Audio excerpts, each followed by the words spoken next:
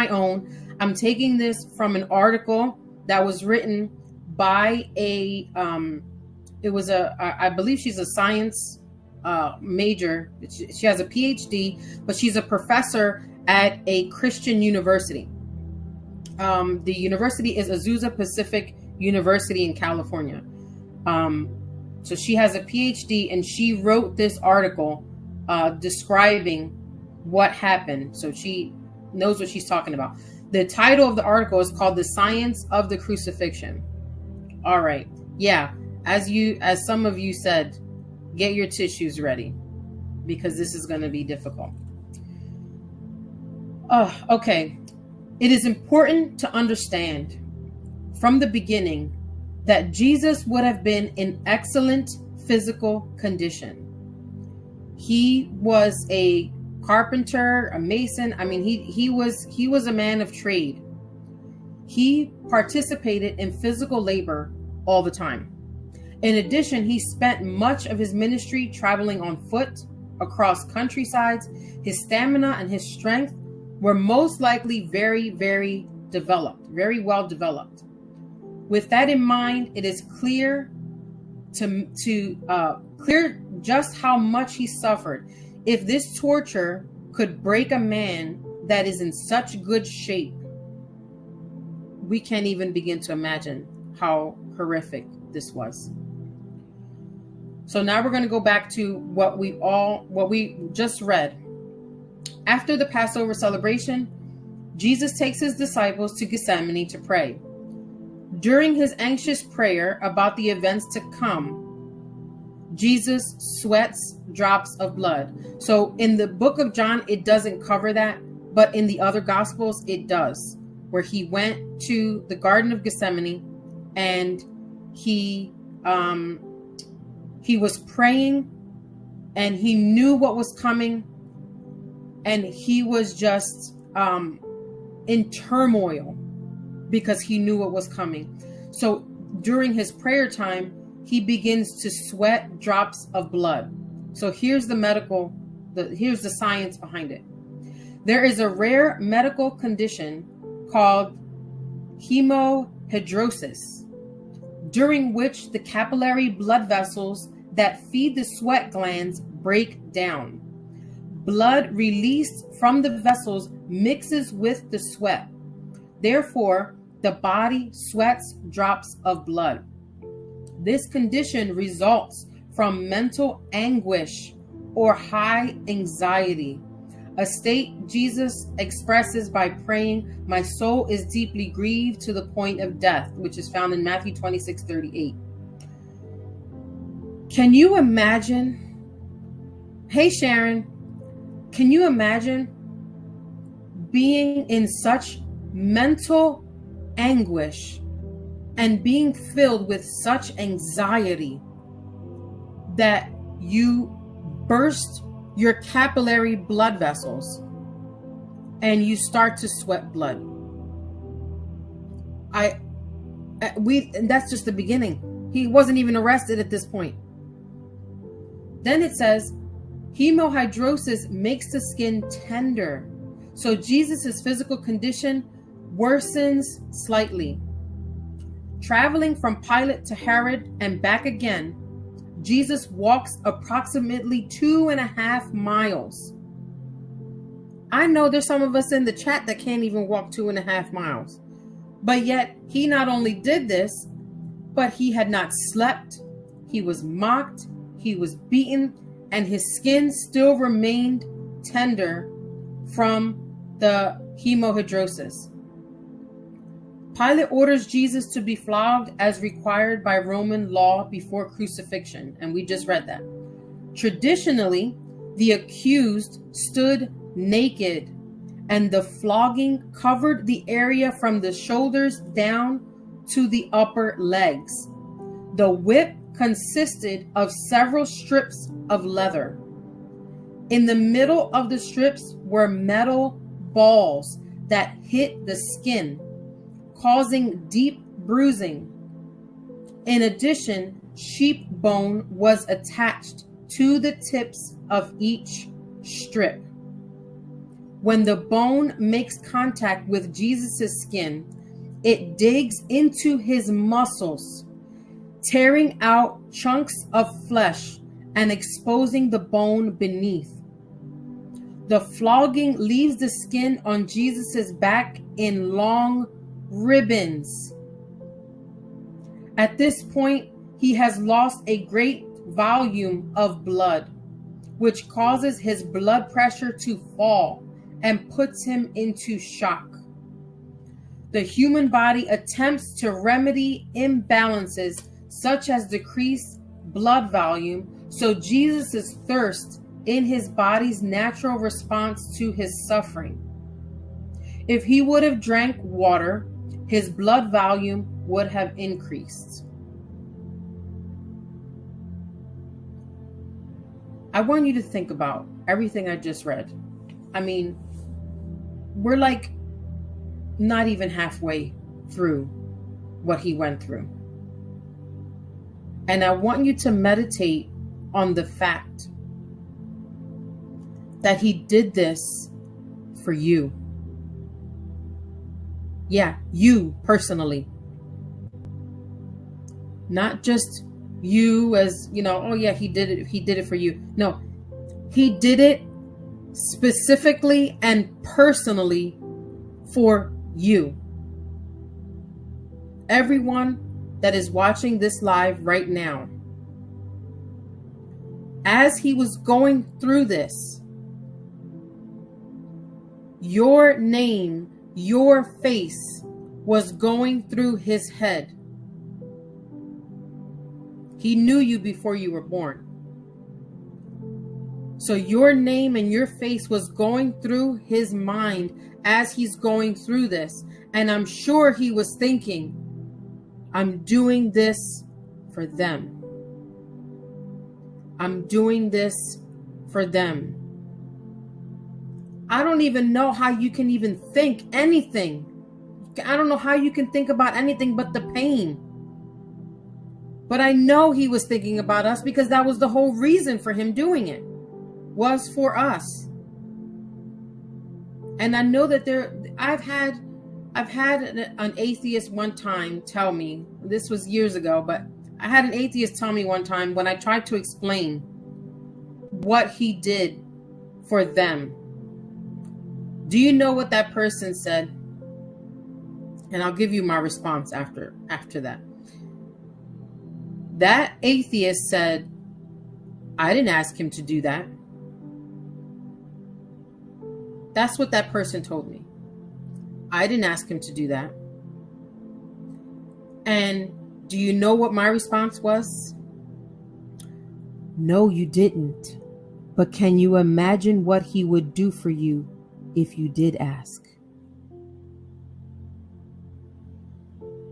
Think about that. No, we did not ask him to do it.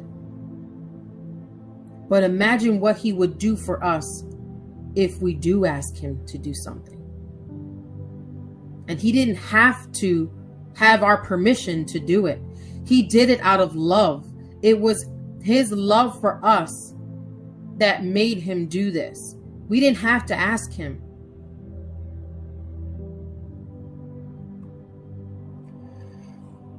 Oh, where was I? On this side. Roman soldiers placed a crown of thorns on Jesus' head and a robe on his back. The robe helps the blood clot, similar to putting a piece of tissue on a cut from shaving, to prevent Jesus from sustaining more blood loss. As they hit Jesus in the head, the thorn from the crown push into the skin, and he begins bleeding profusely. The thorns also cause damage to the nerve that supplies the face, causing intense pain down his face and neck. As they mock him, the soldiers also belittle Jesus by spitting on him. They rip the robe off Jesus' back, and the bleeding starts afresh. Jesus' physical condition becomes critical. Due to severe blood loss without replacement, Jesus is undoubtedly in shock. As such, he is unable to carry the cross, and Simon of Cyrene executes this task. That can be found in Matthew 27:32.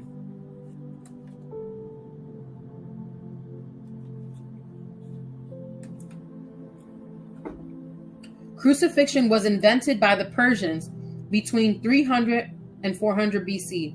It is quite possibly the most painful death ever invented by humankind. The English language derives the word excruciating from the word crucifixion, acknowledging it is a form of slow, painful suffering. Number one, its punishment was reserved for slaves, foreigners, revolutionaries, and the vilest of criminals. Victims were nailed to a cross. However, Jesus' cross was probably not the Latin cross, but rather a toe cross. The vertical piece remains in the ground permanently. The accused carries only the horizontal piece up the hill. Atop the patibulum lies a sign indicating that a formal trial occurred for a violation of the law.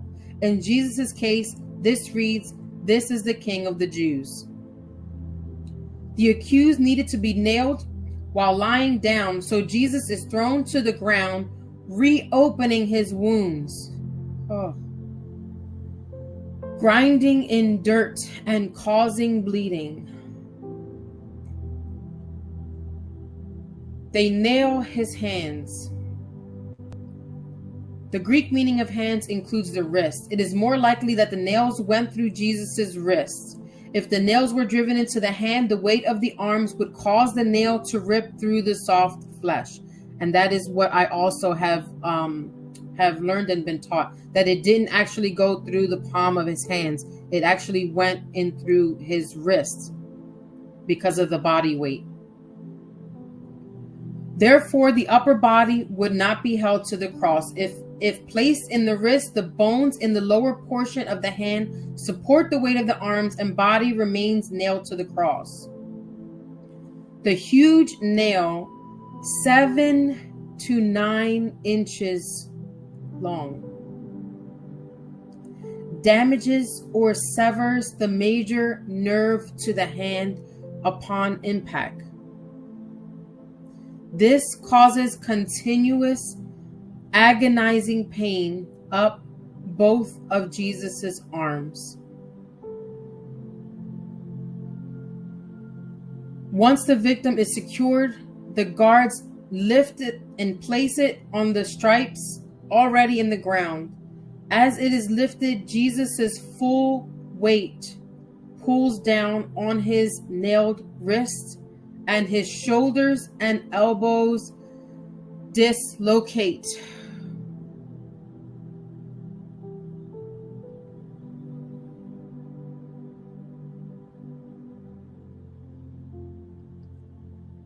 In this position, Jesus' arms stretch to a minimum of 6 inches longer than their original length. Oh, here come the waterworks.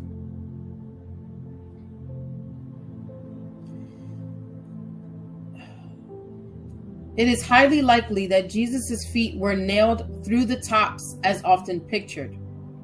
In this position, with the knees flexed at approximately 90 degrees, the weight of the body pushes down on the nails and the ankles support the weight. The nails would not rip through the soft tissue as would have occurred with the hands.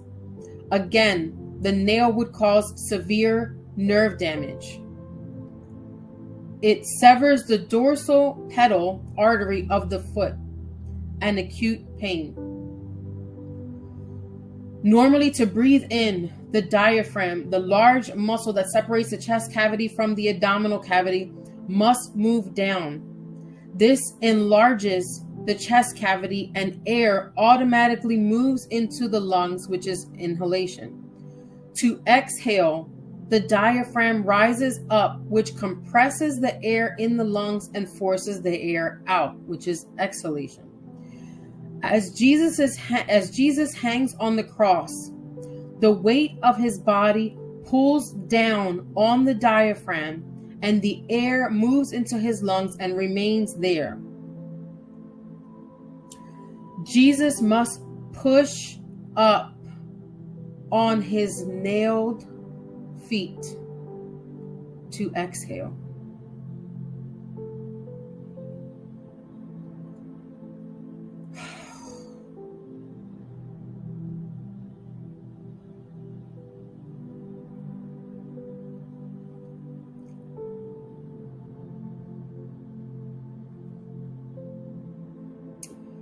I got my tissues ready.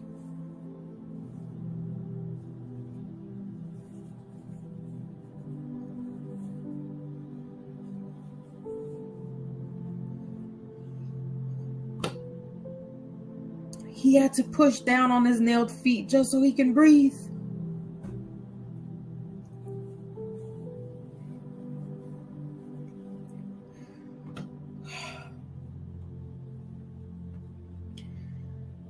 Oh. In order to speak, air must pass over the vocal cords during exhalation. The Gospels note that Jesus spoke 7 times on the cross. It is amazing that despite his pain, he pushes up to say, "Forgive them."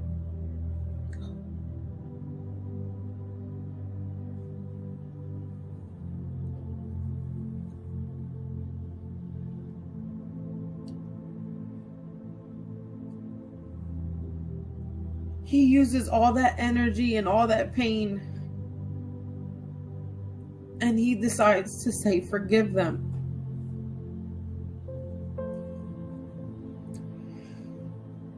The difficulty surrounding exhalation leads to a slow form of suffocation.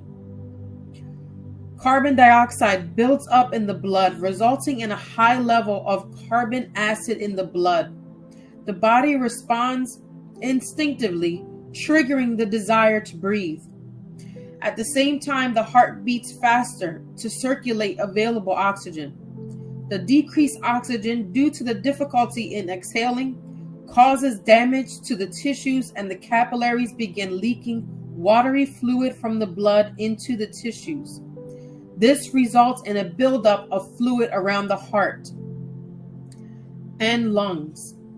The collapsing lungs, failing heart, dehydration, and the inability to get sufficient oxygen to the tissues essentially suffocate the victim. The decreased oxygen also damages the heart itself, which leads to cardiac arrest. In several cases of cardiac arrest, the heart can even burst, a process known as cardiac rupture. Jesus most likely died of a heart attack. After Jesus' death, the soldiers break the legs of the 2 criminals crucified alongside him, causing suffocation. Death would then occur quicker. When they came to Jesus, he was already dead, so they did not break his legs. Instead, the soldiers pierced his side to assure that he was dead. In doing this, it is reported that blood and water came out, referring to the watery fluid surrounding the heart and lungs. And then she closes out with this. While these unpleasant facts depict a brutal murder, the depth of Christ's pain emphasizes the true extent of God's love for his creation. Teaching the psychology, I guess that's how you say that, of Christ's crucifixion is a constant reminder of the magnificent demonstration of God's love for humanity that was expressed that day on Calvary. This lesson enables me to participate in communion, the remembrance of his sacrifice, with a grateful heart. I am struck every time with the stunning realization that as a flesh and blood human, Jesus felt every ounce of this execution. What greater love than this can a man have?